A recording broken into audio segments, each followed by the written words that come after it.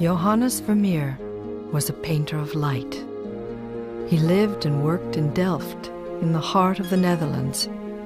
But little else is known about this artist. The names of his masters, the nature of his training, the period of his apprenticeship all remain mysteries. He left no letters, sketches, or drawings. We know only of his genius. His paintings have intrigued and fascinated viewers for centuries. The themes he chose to paint were those he encountered in daily life. A girl reading a letter in the center of a sunlit room. A figure at work.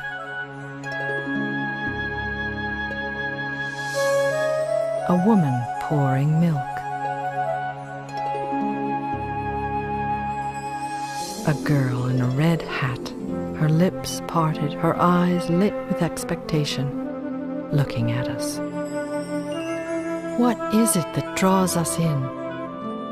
Is it the poetry and power of the images, the use of reflected light, the saturation of color, the softness and yet brilliance of the image?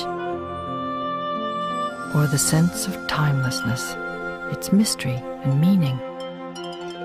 The celebration of ordinary tasks and daily life filled with quiet contemplation. The frozen moment in time, its intimacy and mood. A room filled with inner thoughts. Or is it simply the virtuosity of an extraordinary craftsman? What is it that makes a Vermeer a Vermeer?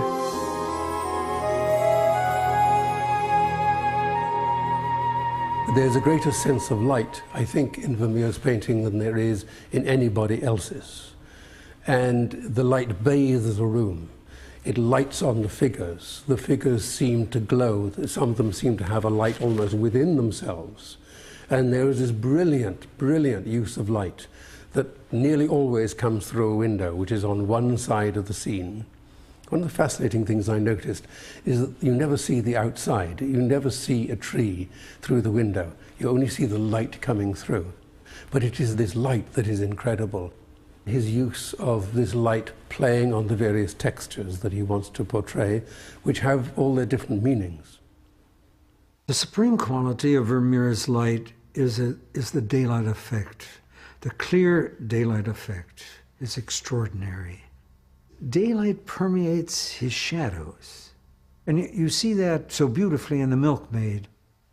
As you look into that corner of the room where there's a wonderful still life of some kitchen implements, a brass pot and a wicker basket. You're seeing the whole thing, but you know it is in shadow. And one of the most beautiful things in the picture is the wall in back of her. And the gradations of light, or the intense light on the right side of the picture. And those gradations go from the most intense light to a darker light. But the shadows are transparent. There's always this clarity of form. The forms are never lost. There's another thing that's exciting about this picture. He begins to have a kind of pointillism. And if you look down at the loaves of bread, you got those solid forms, but in them he has these touches of light. He's broken his forms with these little points of light. And he uses that so effectively, and he uses it beautifully in the view of Delft, those boats which are in the lower right-hand corner there, those little touches of light, which means that the light bounces onto these dark forms. And it's wondrous to behold. The Woman of the Balance is one of those supreme examples of Vermeer as an artist. Light coming in through the window gently illuminates the whole interior. It's a sort of a soft, deep, rich light. But it's wonderful to watch it happen, wonderful to watch it evolve. And Vermeer gives you the sense of light spilling across the interior of that space. It passes by that orange curtain.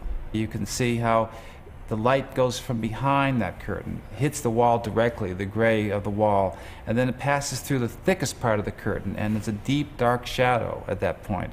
And then as it hits the edge of the curtain, it creates a golden glow that links together the gray of the wall and the deepest part of the shadow as it comes into the room. And then the light passes down, illuminating the table and the gold and the pearls on the table, coming across, caught by the edge of the table, and then your eye is drawn by her hand as it rests on the table, and you're brought back up to see her face, this wonderful, quiet, gentle face with her downcast eyes as she looks down at the balances she holds in her hand. Light draws you in and encompasses the full scope of the painting.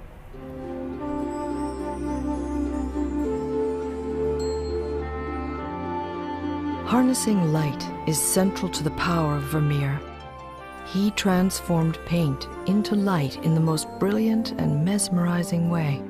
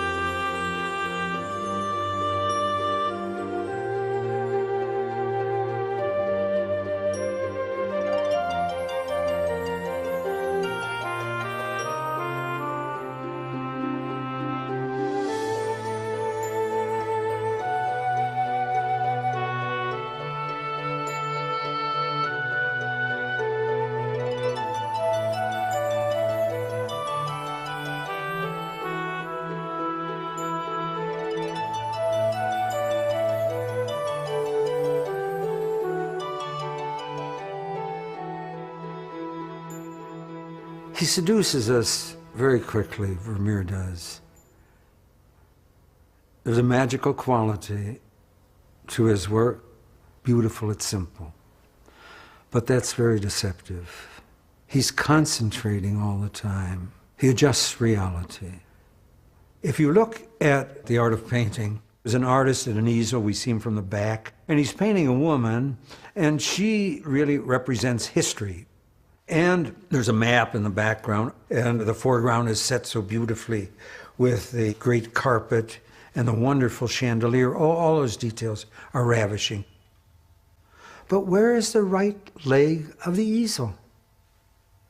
If you follow it down, you see the top of it, and you come down, and you see the artist is seated on a stool, and his foot is forward, but there's no leg of the easel.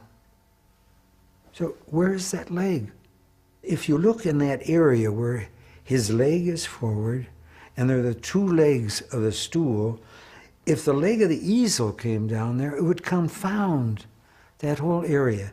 So he's either hidden it behind those two legs of the stool, or he's eliminated it completely. And if there's ever proof that Vermeer is not an ape of nature, he just doesn't paint what he sees, he makes adjustments. His pictures are so calculated, carefully. You don't see the calculation, but I assure you, he has calculated his effects. He's concentrated. There's tremendous intelligence at work here, artistic intelligence. Vermeer designs his paintings so brilliantly, so carefully, that every part of the painting, every drop of paint, every line, every nuance of color has a deliberate meaning. A meaning in the composition, a meaning in the poetry, part of the story, whatever it is, everything has a meaning. One of the most wonderful examples is the woman in blue reading a letter. It's this single figure who's standing in a corner of a room, and she's holding this letter, and you can see the kind of emotional intensity of her experience, because just the way she clasps her arms by her side. But Vermeer locks that gesture into space by placing those hands right over the very strong horizontal bar that is the bottom of the map that hangs on the wall behind her. So this horizontal bar at the bottom creates this tense concentration on those hands. So the result is that you feel that nothing can move. Light also enters into this equation. While there are all these beautiful shadows and subtle shadow effects throughout the painting, she casts no shadow. By not casting a shadow, he somehow separates her out from time. The sense of passage of time that one senses with shadows and the moving of shadows doesn't exist with her. So it enhances that whole sense of permanence. It's very hard with Vermeer to separate one thing from another because they're all so interwoven and interlocked. In the woman holding a balance, it's another example. It looks as though she will never move. It's in large part created by the gesture of the hand holding the balance, because that hand is locked in space by being juxtaposed over the vertical and horizontal elements of the frame. The little finger is extended horizontally, it just holds that hand in space, and then Vermeer reinforces that visual juxtaposition with a perspective. If you follow the perspective lines, go right back to that finger, that extended finger. The perspective of the table, of the mirror on the wall in front of her, all receded to that one point. So that vanishing point reinforces the importance of that gesture. And it's very interesting in Vermeer all the way through his career to see how he uses perspective, where he places the vanishing point, because the vanishing point tells us where he wants the eye to go. An explanation of everything having a really serious part of the composition is in the woman with the balance. When I first examined that painting before the cleaning, the frame of the Last Judgment lying behind the woman was entirely black. In the X-radiograph, you could see the frame on the right side of the painting, behind the woman's head, had two light lines coming down. These light lines show that there was a density there, a dense material which could have been white lead or lead tin yellow. Further examination showed that this frame had been overpainted by somebody, not by Vermeer, very much later, and that two gold lines, actually they were bright yellow, had been painted out and painted with a dark grey. When that overpaint was removed, the composition came to life, because you've got on the right-hand side the two gold lines, you've got on the left-hand side the light coming in and the gold-yellow curtain, and right in the center is the gold little bit of her dress. And there are these three very, very important points, creating the strength of this composition with her holding the balance. Without the gold lines of the frame behind, the composition was just failing. It just didn't have the tension and the meaning that it now has. And that is a very good example of how every little thing in Vermeer's, every little point, every little mark has a meaning and has a purpose. Nothing is left to chance. Vermeer's masterwork, The Music Lesson, clearly shows that nothing is left to chance. On the far side of a sunlit room, a woman stands playing a virginal. A man in elegant dress watches her and listens intently. Both figures are quiet, as though the music were measured and restrained. This is one of the most refined of Vermeer's works. He carefully calculated every aspect of its composition. The figures, the musical instruments, the mirror, table, tile patches and chairs, however realistically presented, are conceived as interlocking patterns of color and shape. Vermeer's placement of the vanishing point creates a dynamic and clear focus. It falls on the sunlit sleeve of the woman. A halo of reflected light and color emphasizes its importance. We can actually see the hole in the canvas left by the pin Vermeer used to construct the perspective of the painting.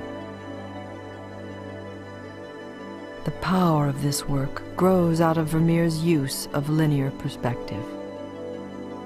The sharply receding wall on the left, coupled with the pronounced orthogonals of the window frame, leads the eye quickly to the woman. She becomes the fulcrum around which the painting revolves. Vermeer further compresses the space by filling the right side of the scene with a large tapestry-covered table. The angle of its receding edge transports us quickly back to the vanishing point. The floor also plays a significant role in the perspective construction. Its strong diagonal pattern leads us directly to the woman. The interlocking series of rectangular shapes surrounding the woman adds visual emphasis to her importance. Vermeer creates a strong vertical focus by placing the mirror directly above the lid of the virginal, so that the bottom edge of its frame is overlapped by the top edge of the lid. By including the woman's reflection in the mirror, he underscores her significance within the painting. The placement of the man and his relationship to the woman was of concern to Vermeer. Infrared analysis reveals that he first painted the man further forward and leaning more toward the woman. She likewise had a more active stance, her head twisted back in his direction. Vermeer subsequently altered the figures. The woman now stands directly facing the virginal. Seen from behind, her face is hidden from the viewer, but her image in the mirror was left as originally painted. He moved the man slightly, placing him in a more upright position. These adjustments were subtle but crucial. Vermeer transformed the figures from active poses to statuesque ones, emphasizing the permanence of their relationship. The effect brings them into harmony with the carefully ordered space. Vermeer uses color to strengthen the focus. The yellow-white of the woman's blouse, the golden color of the virginal, and matching reflected light on the back wall highlight the figures. The red of the woman's skirt, and Vermeer's selective use of black on the mirror, the virginal, the clothing of the two figures, and the pattern of the floor help lock our eye into place. The combination of overall contrasting colors, patterns, and shapes create major and minor accents focused on the theme of the painting. Vermeer preserves the privacy of the couple by creating an intimate space through the arrangement of objects on the right. The strategic placement of the chairs and the bass viol on the floor lock the couple into the background, protecting their private communication and separating them from us. The forward position of the table and the placement of the painting on the back wall reinforce their intimate space. By placing a chair directly between the table and the vanishing point, Vermeer interrupts the perspective line, slowing down our immediate access to the couple. We are outside, looking in. The white, elegantly proportioned picture sitting on the table is central to the composition of the painting. Its form echoes the curve of the gentleman's arm, and its color helps to link the foreground to the background. The purity of this form gives it an almost sacramental character, symbolically reinforcing the theme of comfort and harmony provided by love. The mirror is one of Vermeer's primary creative tools. Using the mirror, Vermeer allows us to look down on the woman, the carpeted table, and the tiled floor of the room. The sensitivity with which he has rendered the reflection is remarkable. He set it back into the mirror rather than placing it on the surface by painting the forms softer and smaller, and by depicting the distorted reflections along the mirror's beveled edge. Vermeer uses the mirror to give us another viewpoint of the woman, revealing her most inner thoughts. By leaving the woman's original position in the mirror, gazing at the man, he suspends that psychological moment forever. It is this poetic image in the mirror that draws us emotionally into the heart of the painting. Vermeer manipulated the angle of the mirror for that purpose. Here we see the tilt of the mirror as he painted it. But in order to actually see the scene the mirror reflects, it would have to be drastically tilted by more than 30 degrees. Vermeer manipulated reality to intensify the psychological power of the painting. Understanding the potential of light is a primary aspect of Vermeer's genius. Here we see the room as it most likely would have been lit, given the clues the painting provides. Vermeer then selectively manipulates the light to strengthen the focus. He eliminated the shadows that should exist on the back wall to create an evenly illuminated white surface, providing a backdrop to emphasize the silhouettes of the figures. While Vermeer drastically reduced the shadow at the top of the virginal to allow the upper wall to be gently bathed in light, he darkened the shadow at the base of the window and distorted its angle on the wall. These two divergent shadows hold the virginal in place, the upper shadow leading the eye to the corner of the lid, and the lower shadow drawing our eye to where the leg meets the floor. Vermeer manipulated the shadows beneath the virginal by placing them closer to each other than they would really be, giving them greater substance and emphasizing the silhouetted shapes of the legs. He eliminated the shadow of the virginal's body against the rear wall in order to reinforce this effect. Vermeer completes this masterpiece by inserting his own presence. Showing the reflection of his easel in the top of the mirror, he reminds us that the artist is clearly present and in complete control. He is the master of what we see. The Little Street is one incredible painting. It's really the one I would most like to have at home. It's one of these paintings that somehow brings you back to your childhood, makes you remember what it was like to be a kid, to look out across the way and see life going on just like it always had gone on. You'd see the woman sitting there doing her little thing, you see the kids playing on the street, you see the little maid in the back. They had been there time after time after time. You know, something very comforting about this world. It's a very contained world. It's this view of a street, but it's what's interesting is you don't feel like you need to go left or right. You're very happy right there. You're very happy. You don't want to go anyplace else. Vermeer somehow has created a sense of a street, and you don't want to walk down it. You just want to stay and look at this little world that he's given you. And one of the magical things, one of the reasons that that happens is because of that red shutter. That red shutter says stop. That red shutter says you've gone far enough, you don't have to go any further.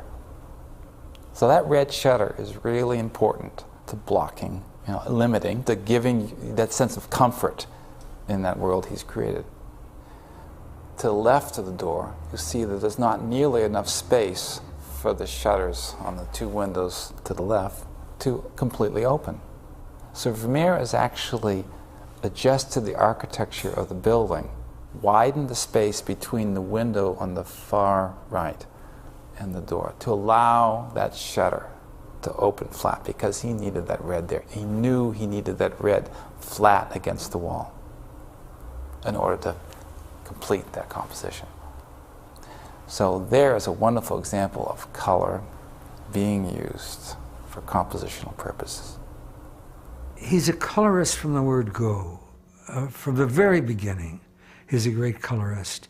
And what changes in his color is from a warm tonality, from reds and yellows, to the yellow and blue, to the cool. And then the silvery quality of his light.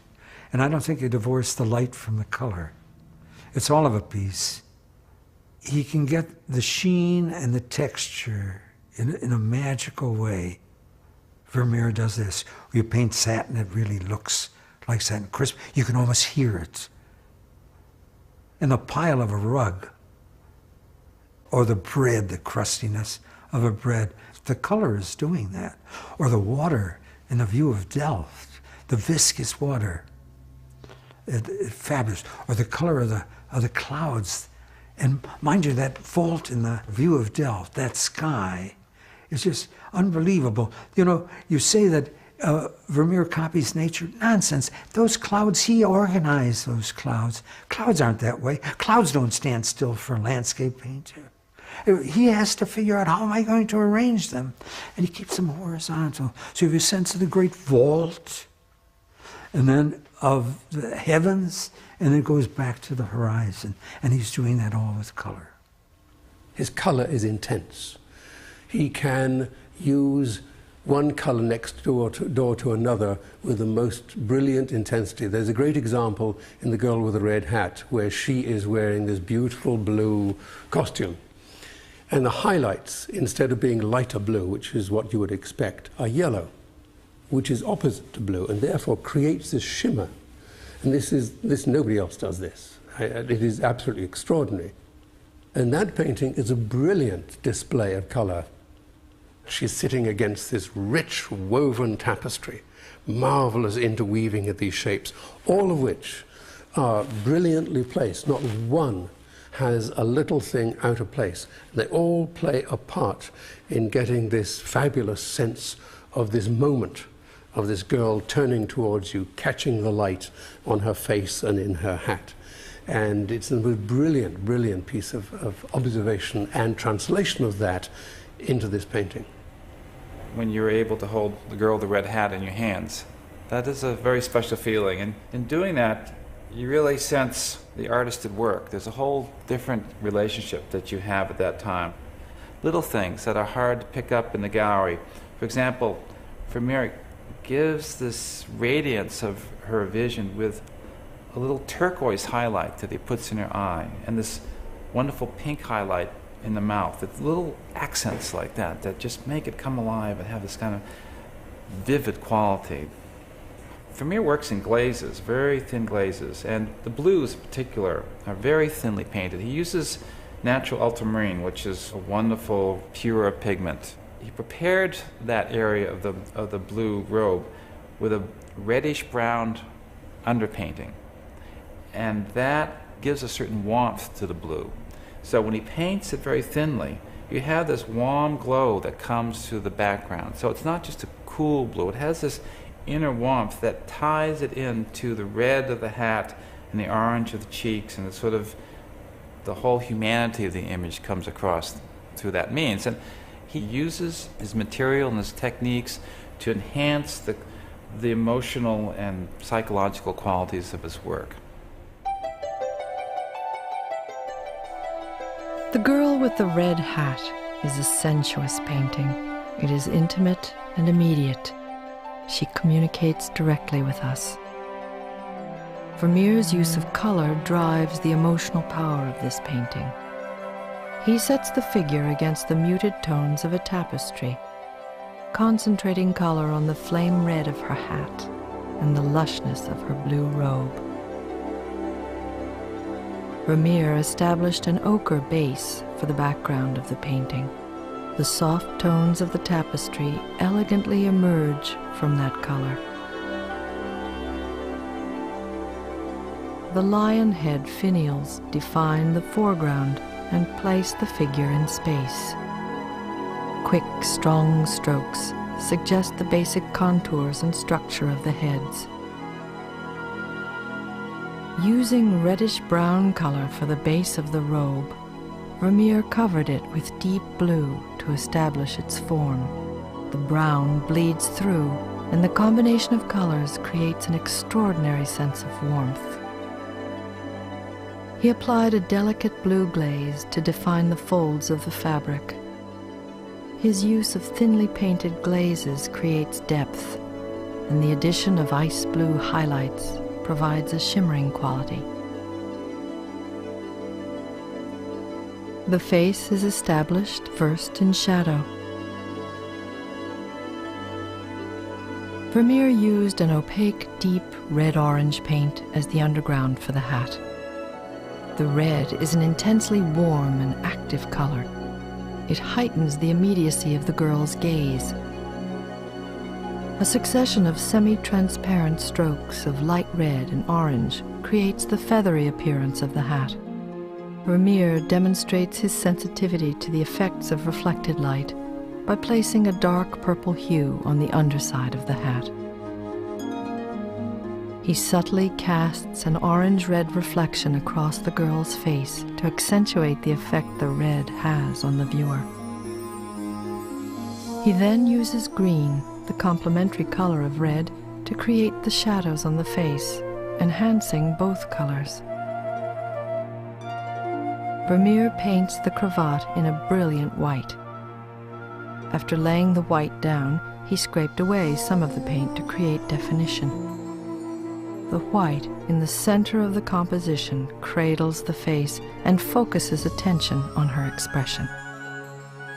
Vermeer draws upon the power of light to increase the intensity of the color and to animate the painting, adding soft and shimmering highlights that crystallize the form of the finials, yellow highlights to enhance the blue of the robe and accentuate the quality of its color, delicate strokes finishing the texture and lushness of her hat, and highlights on the earring, nose, and lips to bring the face to life. His crowning touches are the placement of the pink on her lips and the turquoise in her eye.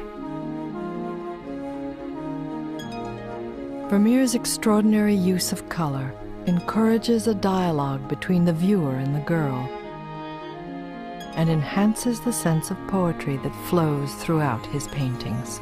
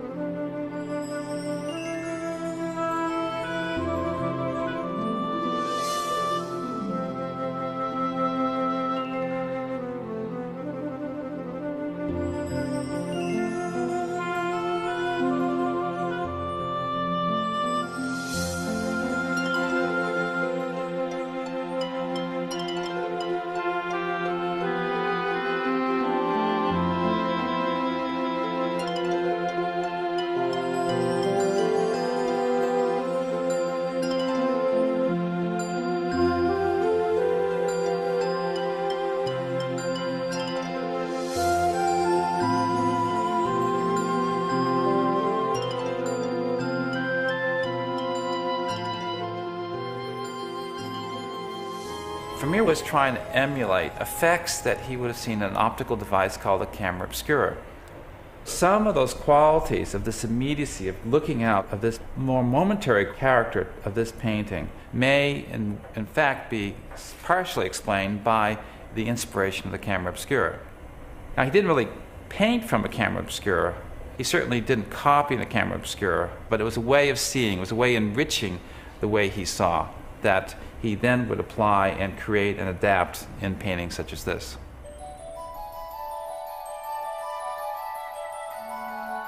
Camera obscura means darkened chamber. Its images were seen as magical in the 17th century, often described as nature's paintings. Its process is simple. When the camera faces an image on the outside, rays of light enter into the darkened chamber through a convex lens on the front of the box, projecting an inverted and reversed image on the surface of the glass viewing window at the back of the camera.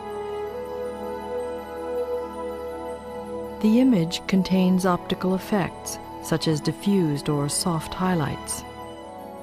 This is an actual black and white image of a lion head finial as seen through a camera obscura. The impact of this optical effect can clearly be seen when we place it next to Vermeer's painted finial in The Girl with the Red Hat. Those finials are a marvelous example of what you will see from a camera obscura. They're slightly out of focus in a way, and yet he's managed that light on them in the most brilliant way. The highlights are made by building up layers of paint, starting with an opaque layer, then building translucent layers, one on top of another, and finishing with little spots of bright white light. And those spots of bright white light are intense. And in fact, they remind me of the pearls that you see so often in Vermeer's paintings, where he does exactly the same thing, where he puts this circle of translucent white paint, grayish white paint, to create the roundness of the pearl, and then this little blob of white paint in the center which creates the light. It's exactly the same way that he paints the finials. It's quite extraordinary. I think the most magical moment, perhaps in all of Vermeer's work, is in The Lace Maker. What a wonderful painting. And you have this woman, this intent woman who's busy with her activity of lace making. In the foreground, you have this thread spilling out of this cushion, totally diffused. I mean, you cannot make out what these are. This incredible, unfocused quality of these threads. It's amazing, and that is such a wonderful example of what one would see in a camera obscura focused closely on an individual. You focus the image on the face of the individual, and the foreground then gets entirely out of focus. With Vermeer, there's this marvelous softness where outlines are soft, every layer flows into one another. And so you get this fabulous sense, this poetic sense of light and movement, whether it be on a tabletop, whether it be on a wall, whether it be on a person's face. Everything is very, very soft and flowing from one layer into another. There are no hard edges. To look at a Vermeer through a microscope is an extraordinary experience because you see all this flowing, all these soft, soft edges. You wonder whether you're looking at the edge of the finger or something else when you're looking at a woman's hand. So soft are they. And he achieved this by painting wet in wet. Now, this is very simple. He would put down one layer, let's say, of opaque paint. While it was still wet, he would put another layer on top. And because the underlying layer was still wet, they would meld together, soften together. The edges would just blur a little bit. And there would be this flowing of these edges. So if you have a number of layers, one on top of the other, doing this, this is creating this extraordinary sense of atmosphere, diffusion of light, this marvelous feeling of the form without having to describe every little fine detail. And a very good example of this is the little street in Delft. The house which has this facade of a brick wall, where if you look at it you think that every little brick has been painted very distinctly. Absolutely not. When you look at it, it's the texture which gives you the sense of all this brickwork, not every little brick. And so he's creating this movement throughout the whole surface of the painting by this technique of painting wet in wet. It's quite ingenious. There's illusion of texture in Vermeer's work. The most extraordinary textural effects are probably in The View of Delft, and I think The View of Delft is really amazing because there's this view of this city seen from across the waterway and across the harbor, and yet it seems so immediate, so real. There's something so intense about that view that it just comes out at you. And it's color and it's light, but it's really texture that is at the core of that. And he does lots of different things to create this effect in this painting. One of the amazing things, if you look at the roof lines and the different types of roofs, the orange tile roofs on the left, for example, have a kind of a bumpy character that he creates by having a sand layer mixed with lead white underneath the paint. So it's a lumpy base specific to that area. So he very consciously wanted to create the effect of texture three-dimensionally, and then he puts on it the orange and little highlights on top, little dots on top of it.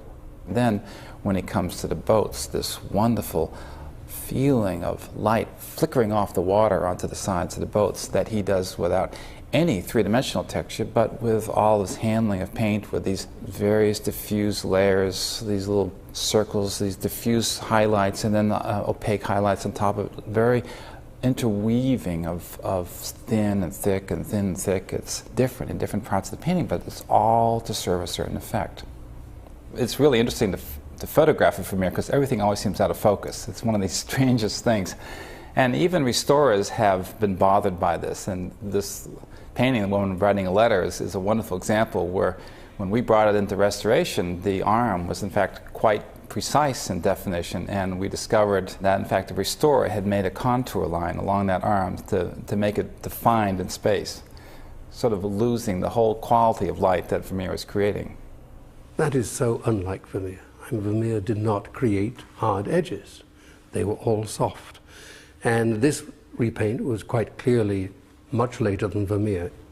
And having established that this paint was false, it was removed very easily with no damage to the underlying. And there you see this typical lovely soft edge to her arm as she leans rather, she caresses the table in the same way that she's caressing the letter which she's writing.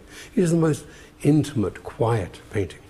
In fact, I think it's the most quiet, soulful of all of his paintings, as far as I'm concerned. Part of the magic of Vermeer is to create more than he actually is put down. The sense of more there than there is. And that happens a lot with color. And color, he uses color so selectively, and you feel this wonderful yellow of her jacket.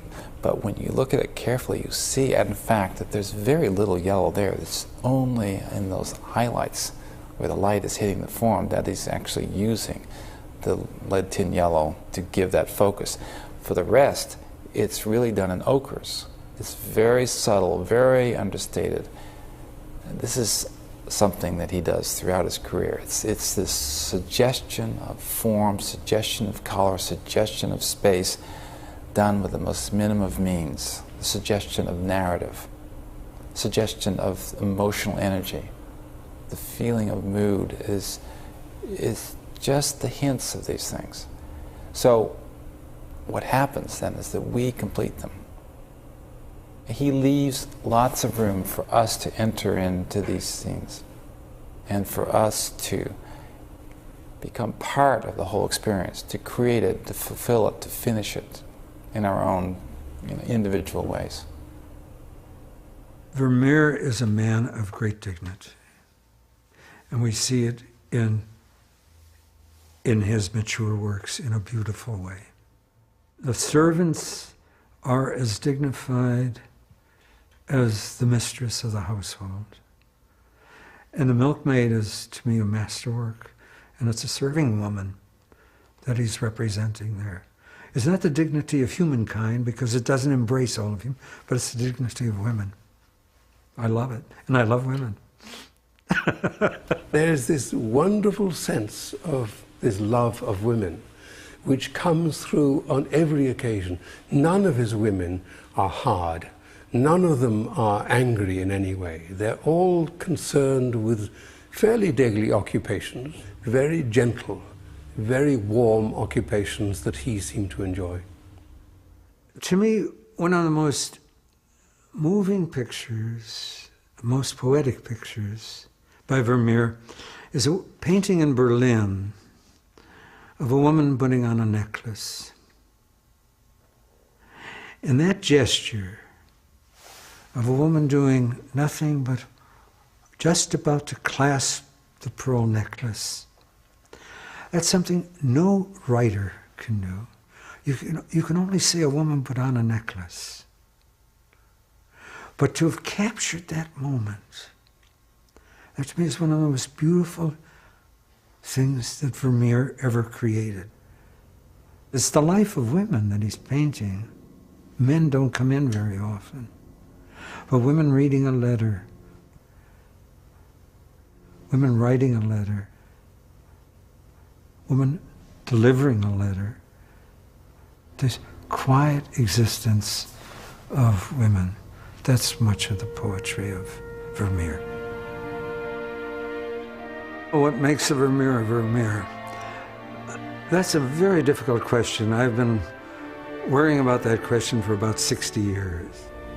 For me, it is that extraordinary quality that he has of inviting you in and keeping you away, that enigmatic feeling that he creates. He is telling you a story, and yet there's almost like a veil between you and the painting. There is not an immediacy between you and the painting, although you're fooled into thinking there is one. There's something so personal about a Vermeer painting. It's one of these kinds of images that you really want to see all by yourself. You don't want to be interrupted. You don't want to hear noises around you. Oh, you can't put it into words, really. Just as when you see a great baseball player, his form is fabulous. What makes him so great? Or there's a great cook and you have a great meal. What makes it so great? Well, you can talk a bit about it, but there's always something you can't put into words. He raises these scenes of life into something that is very, very special. How come that a milkmaid just pouring milk into a jug can produce this moment of magic on a canvas? This extraordinary sense of light and moment in which you feel there's so much depth. There is so much more than just this simple domestic act. And he raises up these pictures into this ethereal level, which is very hard for us to comprehend.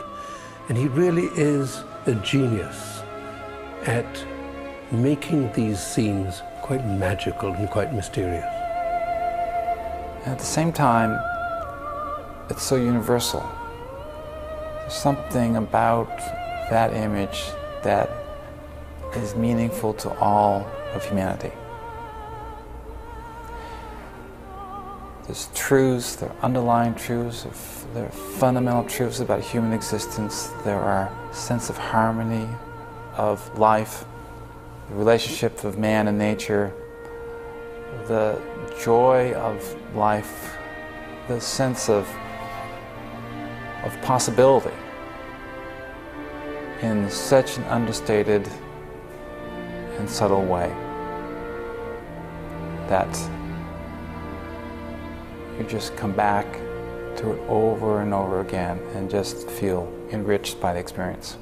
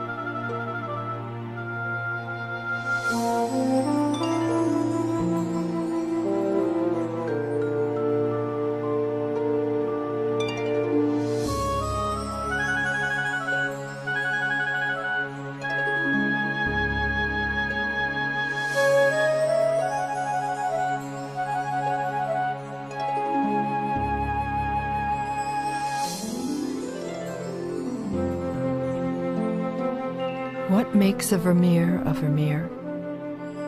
Perhaps there is no single answer, but rather it is a combination of answers which is different for each and every one of us.